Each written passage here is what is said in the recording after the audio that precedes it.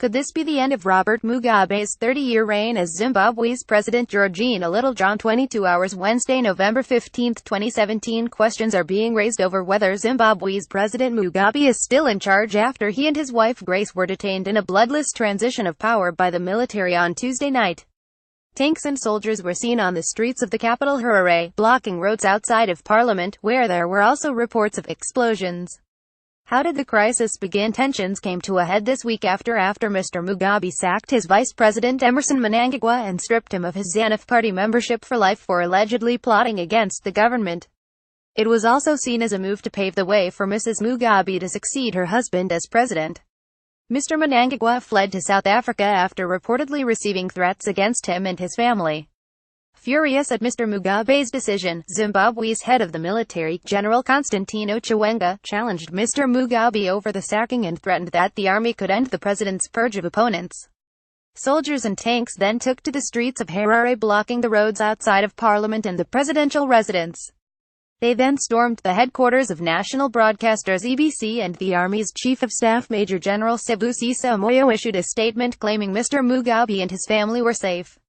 However, it was also reported that Mr. Mugabe's wife Grace fled to neighboring Namibia, although it is unclear how she managed to make her escape.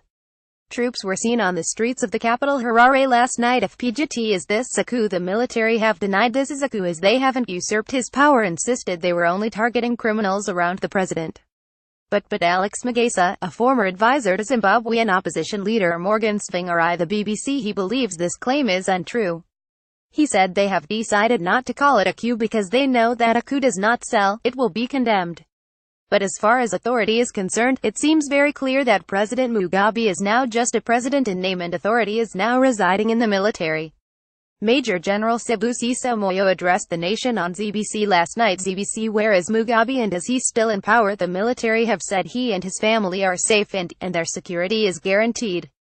But there has been no further information or confirmation about the 93-year-old president's whereabouts, although there is speculation he is being held at his home.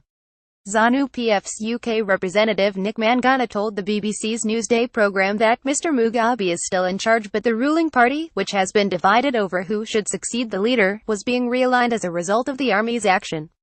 Zimbabwe's President Robert Mugabe and his wife Grace have been detained by the military, who claim they are both safe. Getty: where is Mnangagwa now? Mr. Mnangagwa has reportedly returned from exile in South Africa, and his growing support from the army could see him taking over as the de facto head of government. Eddie Cross, an MP for the main Movement for Democratic Change opposition party, told BBC's Newsday that he believes Mr. Mnangagwa is the mastermind behind the move by the military. He was chairman of the Joint Operations Command, which is a military structure here that's been in existence since independence. Nothing like this could have happened without him. He's a brilliant operator and organizer, he said. I think very shortly we will hear that Mr. Mugabe has retired from political life and he's appointed Emmerson Mnangagwa as his successor. Emmerson Mnangagwa has reportedly returned to Zimbabwe from exile in South Africa as the situation in Harare dangerous. Reports have suggested the military are patrolling the streets and there is an uneasy calm in the area. Locals on social media say it is quiet, people are carrying on with their daily lives and there are very few cars around, but flights are arriving and departing as normal from the airport. An official, who asked not to be named because of his job, was quoted by The Guardian as saying citizens are excited because they are ready for change. They added, I don't think it will get violent because they are doing this for the people. If they start shedding blood, they can't do that anymore. That is why they told people to stay away from the center of town unless they have business, so troublemakers cannot stir things up. Residents in Harare carry on with their daily lives amid the ongoing crisis. FPGT: what does this mean for British citizens in the country? The Foreign Office has urged all British nationals in Harare to remain in their homes and/or accommodation, and have also been told to keep away from any sort of political activity in case the authorities use force against any demonstrations. Labour's Shadow Foreign Secretary Emily Thornberry has urged the UK government to continue to provide every assistance necessary to all British citizens.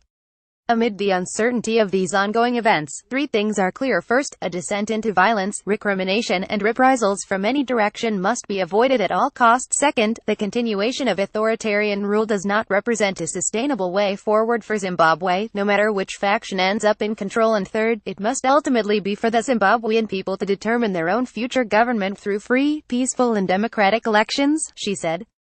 In news http://sinews.co.uk